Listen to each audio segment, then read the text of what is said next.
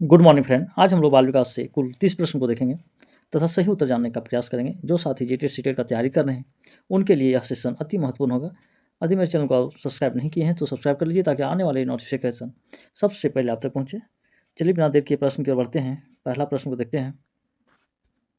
एक शिक्षिका ने नोटिस किया कि उसका एक छात्र अत्यधिक विचलित है और उसे कक्षा के दौरान ध्यान देने में परेशानी होती है।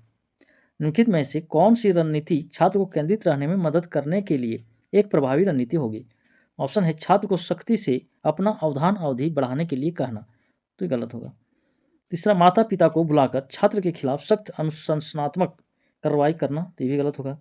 छात्र को कक्षा के दौरान बार बार करने के लिए कार्य देना, ये भी गलत होगा। तो सही उत्तर होगा ऑप्शन 2, स्वनियमन और समय प्रबंधन के लिए छात्र को टाइमर देना। चलिए नेक्स्ट क्वेश्चन, दूसरा प्रश्न देखते हैं। जीन पियाजे का मानना था कि ज्ञान है अंतःक्रियाओं के माध्यम से प्राप्त करने के बजाय जन्मजात और दिया हुआ होता है। दूसरा है अधिक जानकार अन्य लोगों के साथ बातचीत से सह निर्मित होता है। तीसरा है एक दृश्य व्यवहार परिवर्तन है जिससे विश्वसनीयता के साथ मापा जा सकता है। चौथा है पर्यावरण से निष्क्रिय रूप से पारित होने के बजाय बच्चे द्वारा निर्मित किया जाता है। तो देखिए पहला ऑप्शन जो है वो गलत है, दूसरा भी गलत होगा और तीसरा भी गलत है। तो सही ऑप्शन चौथा, पर्यावरण से निष्क्रिय रूप से पारित होने के बजाय बच्चे द्वारा निर्मित किया जाता है। चलिए नेक्स्ट क्वेश्चन, तीसरा नंबर प्रश्न को देखते हैं। जीन पियाजे के अनुसार चिन्हों का प्रयोग करने की क्षमता, जैसे कि अक्षर x को अज्ञात अंक के लिए मानने की क्षमता ब्लैंक्स है के दौरान विकसित होती है और विद्यार्थियों को खाली स्थान है ना ब्लैंक्स सीखने में सक्षम बनाती है। इसका सही उत्तर क्या होगा? देखिए तो मूर्त संख्यात्मक अवस्था, संरक्षण और क्रमबद्धता, तो ये नहीं होगा। औपचारिक संख्यात्मक अवस्था, बीजगणित और गणना, ये सही हो सकता है। तीसरा है औपचारिक संख्यात्मक अवस्था और संरक्षण और क्रमबद्धता, ये भी गलत होगा। मूर्त संख्यात्मक अवस्था, बीजगणित और गणना, ये भी गलत होगा। तो सही उत्तर होगा ऑप्शन दूसरा, औपचारिक संख्यात्मक अवस्था और बीजगणित और गणना। ठीक है, चलिए नेक्स्ट क्वेश्चन, चौथा प्रश्न देखते हैं। अभिकथन प्रश्न है कि वास्तविक जीवन की समस्याओं और मूर्त अनुभवों को से सीखने से बच्चों को अधिगम और जानकारी प्राप्त करने के लिए कई रास्ते मिलते हैं। तो ये क्या है कि सही है ना? सही है। कारण देखते हैं कि विकास अपेक्षाकृत व्यवस्थित और अनुक्रमिक है, तो ये भी सही है। लेकिन इसका कारण जो है ना, कारण जो है वो अभिकथन ए का सही व्याख्या नहीं कर रहा है। तो इसका ऑप्शन पहला सही होगा। ए और आर दोनों सही है लेकिन ए की आर सही व्याख्या नहीं करता है। ठीक है, चलिए नेक्स्ट क्वेश्चन, पांचवा प्रश्न देखते हैं। निम्नलिखित में से कौन प्रगतिशील शिक्षा में शिक्षक की भूमिका का सबसे अच्छा वर्णन करता है? तो ऑप्शन है शिक्षक बच्चों को प्रयोग करने के लिए विविध सामग्री प्रदान करता है और आवश्यकता पड़ने पर आलम्बन प्रदान करता है। देखिए सही है। दूसरा है शिक्षक पाठ्यचर्या मानकों का कड़ाई से पालन सुनिश्चित करने के लिए जिम्मेदार हैं, तो ये गलत होगा।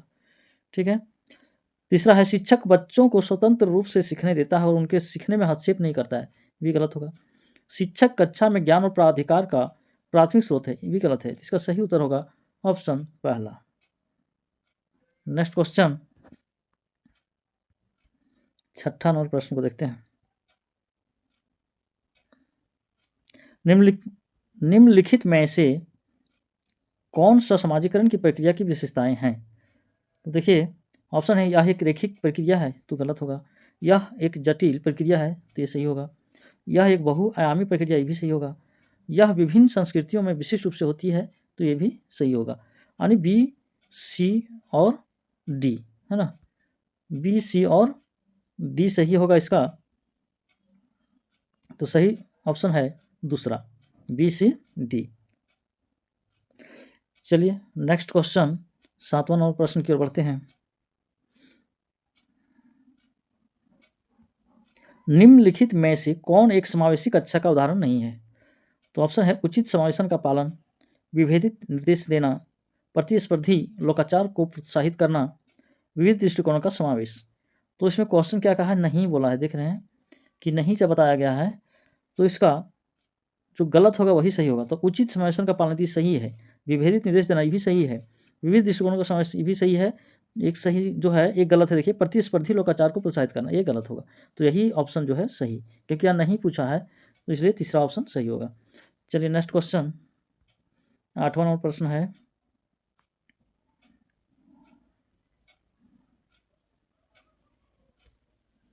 अभिकथन है कि वह कोई उद्देश्यात्मक निश्चित क्षण नहीं होता जब कोई बच्चा मध्य बाल्यावस्था या किशोरावस्था में प्रवेश करता है। तो ये जो है वो सही है ना, ये सही बता रहा है।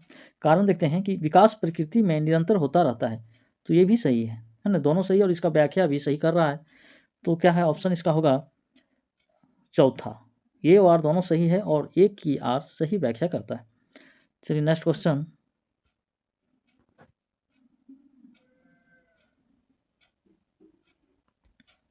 कोहलबर्ग के नैतिक विकास की किस अवस्था में बच्चों का तर्क कानून की नैतिकता के इर्द गिर्द घूमता है? ऑप्शन है पारंपरिक नैतिकता, विषम नैतिकता, स्वायत्त नैतिकता या पूर्व पारंपरिक नैतिकता। इसका सही उत्तर होगा ऑप्शन पहला, पारंपरिक नैतिकता। चलिए नेक्स्ट क्वेश्चन, 10वां नंबर प्रश्न को देखते हैं। वाइगोत्स्की के अनुसार संज्ञानात्मक विकास को सुगम बनाने में शिक्षक की क्या भूमिका है? तो देखिए ऑप्शन है आलम्बन के माध्यम से छात्र के सीखने का मार्गदर्शन और समर्थन करना। दूसरा है छात्र को पूरी तरह से स्वतंत्र रूप से सीखने की अनुमति देना, तो ये गलत होगा। केवल उन्हीं कार्यों को देना जो विद्यार्थी वर्तमान में स्वतंत्र रूप से कर सकता है, ये भी गलत होगा। छात्र को जानकारी और ज्ञान प्रदान करना, भी गलत होगा। इसका सही उत्तर होगा ऑप्शन पहला, आलम्बन के माध्यम से छात्र के सीखने का मार्गदर्शन और समर्थन करना। चलिए नेक्स्ट क्वेश्चन,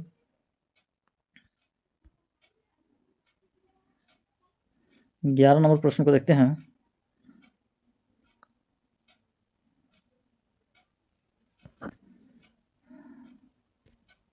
अभिकथन है शिक्षकों को निरंतर अपने स्वयं के रूढ़िवादिता और पूर्वाग्रहों का चिंतन करना चाहिए। तो क्या है, तो सही है, सही बता रहा है। कारण देखते हैं कि सांस्कृतिक रूप से उत्तरदायी शिक्षण का अर्थ है कि शिक्षक चिंतनशील हो, तो ये भी जो है सो सही और सही व्याख्या भी कर रहा है।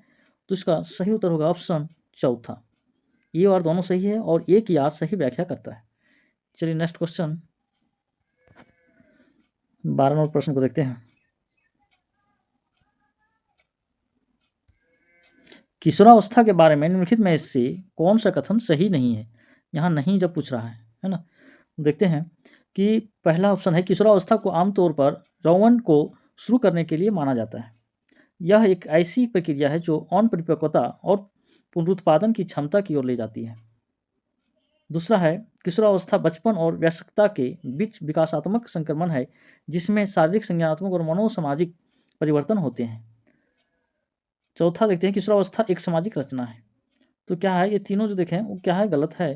तो सही उत्तर होगा ऑप्शन तीसरा, विभिन्न संस्कृतियों के बच्चे एक समान तरीके से किशोरावस्था में प्रवेश करते हैं और इसे अनुभव करते हैं।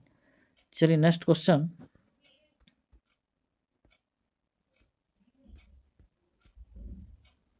13 नंबर प्रश्न की ओर बढ़ते हैं।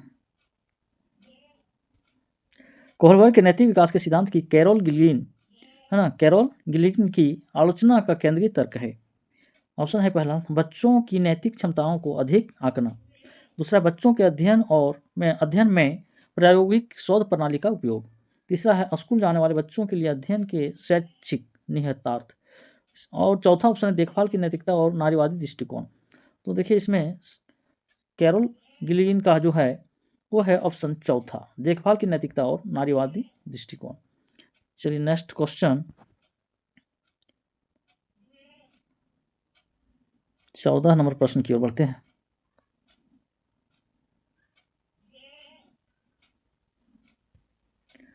छात्रों के अच्छा प्रदर्शन करने और स्कूल में बने रहने की अधिक संभावना है यदि उनको अपने स्कूल से भावनात्मक लगाव है और वे मानते हैं कि उनका होना मायने रखता है।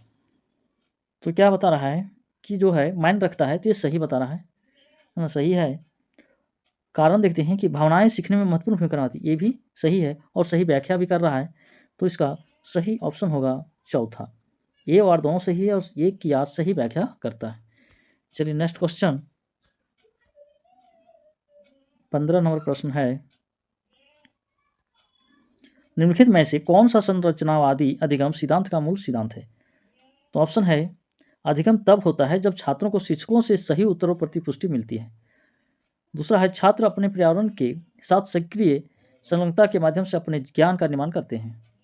तीसरा है अधिगम मुख्य रूप से एक निष्क्रिय प्रक्रिया है जिसमें सूचना प्राप्त करना और याद रखना शामिल है।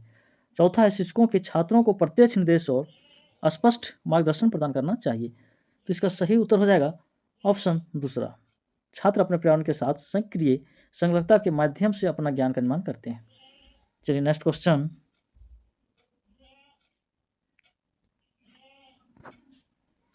सुजाता नृत्य प्रतियोगिता में केवल इसलिए उत्सुकता से भाग लेती है क्योंकि वह नकद का प्रथम पुरस्कार जीतने में रुचि रखती है। तो सुजाता क्या करती है कि बाहरी रूप से प्रेरित है, महारत उन्मुख शिक्षार्थी है, असफलता परिहार शिक्षार्थी है, या आंतरिक रूप से प्रेरित है। तो इसका सही उत्तर क्या हो सकता है? ऑप्शन पहला, कि बाहरी रूप से प्रेरित है। चलिए नेक्स्ट क्वेश्चन 17 नंबर प्रश्न को देखते हैं। एक माध्यमिक स्कूल शिक्षक छात्रों को संकल्पनाओं और वास्तविक दुनिया के अनुप्रयोगों के बीच संबंध बनाने में मदद करके सार्थक सीखने को सक्षम बनाना चाहता है। निम्नलिखित में से कौन सी गतिविधि एक उपयुक्त शैक्षणिक रणनीति होगी? ऑप्शन है विद्यार्थियों से बहुविकल्पीय प्रश्नों वाली कार्यपत्रक पूरी करने को कहें। दूसरा है विद्यार्थियों को उद्दीपक प्रतिक्रिया अनुबंधन की विधि द्वारा सीखने को कहें। तीसरा है छात्रों को छोटे समूह में वर्तमान मुद्दे पर शोध करने दें और अपने निष्कर्ष कक्षा में प्रस्तुत करें। चौथा है छात्रों को नियम और परिभाषाएं याद करने दें। तो याद करना क्या है? नेगेटिव वर्ड हो जाएगा, तो ये नहीं होगा। विद्यार्थियों को से बहुविकल्पीय प्रश्नों वाली कार्यपत्रक पूरी करने दें, ये भी नहीं होगा। विद्यार्थियों को उद्दीपक प्रतिक्रिया अनुबंधन की विधि द्वारा सीखने का, ये भी नहीं होगा। तो राइट ऑप्शन होगा तीसरा, छात्रों को छोटे समूह में वर्तमान मुद्दे पर शोध करने दें और अपने निष्कर्ष कक्षा में प्रस्तुत करें। चलिए नेक्स्ट क्वेश्चन 18 नंबर प्रश्न को देखते हैं। रचनात्मक मूल्यांकन के लिए कार्य की प्रगति को दर्शाती पोर्टफोलियो एक प्रभावी प्रणाली है क्योंकि ऑप्शन पहला है कि वे मूल्यांकन की प्रक्रिया में छात्रों को शामिल करते हैं, तो सही बात है। दूसरा है वे व्यक्तिगत छात्रों की प्रगति के बारे में अंतर्दृष्टि प्रदान करते हैं, ये भी सही होगा। वे मुख्य रूप से अंतिम उत्पाद की प्रस्तुति पर ध्यान केंद्रित करते हैं, तो ये क्या होगा? गलत हो जाएगा। डी है वे छात्र अधिगम के ठोस सबूत पेश करते हैं, तो ये सही होगा।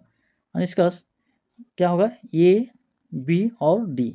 तो ए, बी, डी जो है ऑप्शन तीसरा राइट होगा। ठीक है, चलिए नेक्स्ट क्वेश्चन 19 नंबर प्रश्न है शिक्षार्थियों के बीच व्यक्तिगत भिन्नताओं को संबोधित करने के लिए एक शिक्षक को, ऑप्शन है व्यक्तिगत भिन्नताओं को नज़रअंदाज करना चाहिए, तो ये गलत है। दूसरा है भिन्नताओं को मानव विविधता की प्रत्यक्ष विशेषता के रूप में मानना चाहिए, ये सही होगा। सभी शिक्षार्थियों के लिए एक अनन्य और समान पाठ्यक्रम लागू करना चाहिए, ये गलत होगा। मतभेदों को असामान्य और एक प्रकार की कमी के रूप में स्वीकार करना चाहिए, तो ये भी गलत होगा। इसका सही उत्तर होगा ऑप्शन दूसरा। चलिए नेक्स्ट क्वेश्चन 20 नंबर प्रश्न की ओर बढ़ते हैं। ले वैगोत्स्की के अनुसार बच्चे खालिस्तान है के साथ अंतःक्रिया के अनुभव से लाभान्वित होते हैं और उन कार्यों को कर पाते हैं जो उनके समीप दूराभिमुख विकास के क्षेत्र के, है ना, खालिस्तान है। तो क्या होगा? इसका सही उत्तर देखना है तो ऑप्शन है अधिक जानकार अन्य बस बाहर। दूसरा भौतिक वातावरण या अंदर, भौतिक वातावरण बस बाहर, अधिक जानकार अन्य या अंदर। इसका सही उत्तर हो जाएगा ऑप्शन चौथा, है ना, ऑप्शन चौथा हो जाएगा सही उत्तर। क्योंकि ले वाइगोत्स्की के अनुसार बच्चे अधिक जानकार, है ना, यहाँ क्या हो जाएगा? अधिक जानकार, और यहाँ देखिए हैं जो उनके समीप दूराभिमुख विकास के क्षेत्र के अंदर है ना, यहाँ हो जाएगा अंदर। चलिए नेक्स्ट क्वेश्चन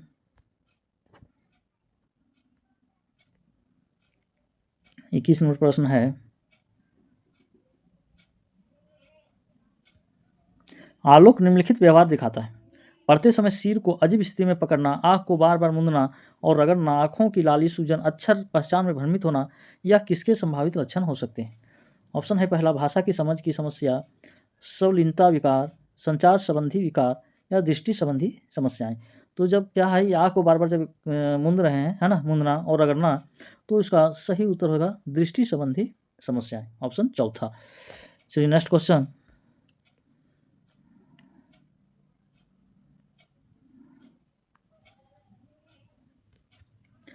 पाठ्य पुस्तकों और मीडिया में, है ना, पाठ्य पुस्तकों और मीडिया में विभिन्न जेंडर का प्रतिनिधित्व कितना और किस तरीके से किया जाता है, जिसे महत्वपूर्ण प्रश्न पूछने से किसको प्रोत्साहन मिलेगा। तो देखिए ऑप्शन है जेंडर स्थिरता को मजबूत करना, जेंडर पहचान को मजबूत करना, जेंडर भूमिका की नम्यता के हतोत्साहित करना, है ना, या फिर जेंडर रूढ़ियों पर सवाल उठाना। इसका सही उत्तर होगा ऑप्शन चौथा, जेंडर रूढ़ियों पर सवाल उठाना। चलिए नेक्स्ट क्वेश्चन, 23 नंबर प्रश्न है,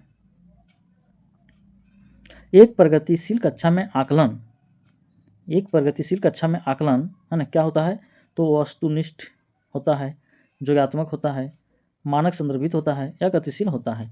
इसका सही उत्तर होगा ऑप्शन चौथा, गतिशील होता है। चलिए नेक्स्ट क्वेश्चन, 24 नंबर प्रश्न को देखते हैं। निम्नलिखित में से कौन सा एक ऐसे प्रश्न का उदाहरण है जिसमें छात्रों को जानकारी का विश्लेषण करने की आवश्यकता होती है। देखिए ऑप्शन दिया गया है, टू के लिए मॉकिंगबर्ड उपन्यास का विषय क्या है। दूसरा है, टू के लिए मॉकिंगबर्ड में लेखक प्रतीकवाद का उपयोग कैसे करते हैं। तीसरा है, टू के लिए मॉकिंगबर्ड का नायक कौन होता है। तीसरा है, टू के लिए मॉकिंगबर्ड उपन्यास का कथानक क्या है। ठीक है, इसका सही उत्तर होगा ऑप्शन दूसरा।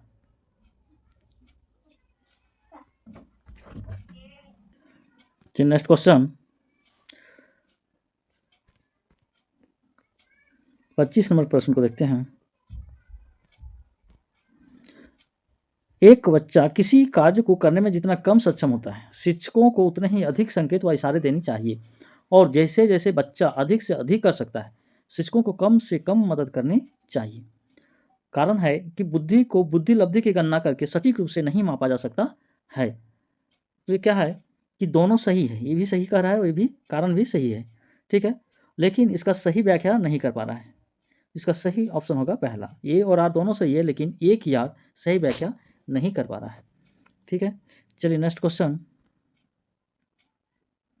26 नंबर प्रश्न को देखते हैं। निम्न में से कौन सा एक महारत लक्ष्य अभिविन्यास का वर्णन करता है। ऑप्शन है, किसी कार्य के लिए अपनी कौशल और समझ को सुधारने पर ध्यान देना। दूसरा है, बाहरी पुरस्कार प्राप्त करने के लिए उच्च ग्रेड प्राप्त करने पर ध्यान देना। तीसरा, अपमान के डर से असफलता या सजा से बचने पर ध्यान देना। चौथा है, दूसरों के साथ प्रतिस्पर्धा करने के लिए एक निश्चित स्तर के प्रदर्शन को प्राप्त करने पर ध्यान देना। इसका सही उत्तर होगा ऑप्शन पहला, किसी कार्य के लिए अपनी कौशल और समझ को सुधारने पर ध्यान देना। नेक्स्ट क्वेश्चन, 27 नंबर प्रश्न की ओर बढ़ते हैं।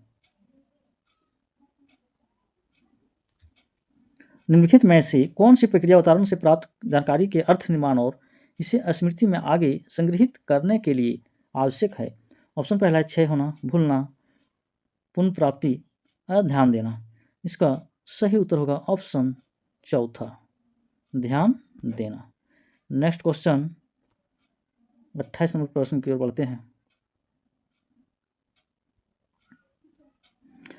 एक समावेशी कक्षा में सीखने के लक्ष्यों, शैक्षणिक रणनीतियों के साथ साथ आकलन में अनुकूलन किया जाना चाहिए। तो ये जो है वो सही बता रहा है ना, अभिकथन सही है। दूसरा कारण है कि समावेशन का दर्शन शैक्षणिक दृष्टिकोण और मूल्यांकन के माध्यम से सभी व्यक्तिगत मतभेदों को समाप्त करने की वकालत करता है। तो ये जो है सो गलत दिया गया है। ठीक है, इसका सही उत्तर होगा ऑप्शन दूसरा, ये सही लेकिन आर गलत है। चलिए नेक्स्ट क्वेश्चन, 29 नंबर प्रश्न की ओर बढ़ते हैं। यह पठन वैकल्य यानी डिसलेक्सिया एक, है ना, खाली स्थान स्थिति है जो शिक्षार्थी की खाली स्थान की क्षमता को प्रभावित करती है। तो इसका सही उत्तर क्या होगा, तो ऑप्शन है, तंत्रिकीय न्यूरोलॉजिकल ध्वनियों को प्रतीकों चिन्हों के साथ जोड़ना। दूसरा है, शारीरिक साथियों के साथ समाजीकरण। तीसरा, संवेदी शारीरिक गतिविधियों के समन्वय। और चौथा है, भावनात्मक चित्र बनाने। तो इसका सही उत्तर होगा ऑप्शन पहला, क्योंकि डिसलेक्सिया क्या है, तंत्रिकीय न्यूरोलॉजिकल स्थिति है जो शिक्षार्थी की ध्वनियों को प्रतीकों चिन्हों के साथ जोड़ते हैं, है ना। चलिए नेक्स्ट क्वेश्चन, और आज का ये अंतिम प्रश्न होगा जो साथी मेरे चैनल को अब तक सब्सक्राइब नहीं किए हैं कृपया सब्सक्राइब कर लीजिए ताकि आने वाले वीडियो सबसे पहले आप तक पहुँचे। देखिए, एक प्रारंभिक विद्यालय का शिक्षक छात्र के शैक्षणिक आत्म संप्रत्यय के विकास को दृढ़ता से प्रभावित कर सकता है। तो ऑप्शन है छात्रों में स्वायत्तता और पहल को दंडित करना, दूसरा है छात्रों में स्वायत्तता और पहल को पुरस्कृत करना, तीसरा है विशेष छात्रों से बहुत कम उम्मीदें रखना, और चौथा सभी विद्यार्थियों से बहुत कम अपेक्षाएं रखना। इसका सही उत्तर होगा ऑप्शन दूसरा, छात्रों में स्वायत्तता और पहल को पुरस्कृत करना। चलिए, आज का प्रश्न यहीं समाप्त होता है। थैंक यू, धन्यवाद। आज का दिन शुभ हो, मंगलमय हो।